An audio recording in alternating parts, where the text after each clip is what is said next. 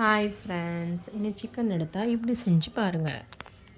ஒரு கப் பொடி வெங்காயம் எடுத்துக்கோங்க. அதை உரித்து சாப் பண்ணி வச்சுட்டு ஒரு பாத்திரத்தில் நல்லெண்ணெய் ஊற்றிக்கோங்க. நல்லெண்ணெய் ஊற்றி சாப் பண்ண அந்த ஆனியன் அதில் போட்டு நல்லா ஃப்ரை பண்ணுங்கள். ஃப்ரை பண்ணிவிட்டு 2 பழுத்த தக்காளி எடுத்து அதை நல்லா சாப் பண்ணிவிட்டு அதில் போட்டு வதக்குங்க. அதில் 2 ஸ்பூன் மல்லித்தூள், 1 ஸ்பூன் மிளகாய்த்தூள், கரம் மசாலா, 1/2 ஸ்பூன் மஞ்சத்தூள், அதை வதக்கிட்டு அதை மிக்ஸி ஜாரில் மாற்றிட்டு அரைச்சி எடுத்து வச்சுக்கோங்க.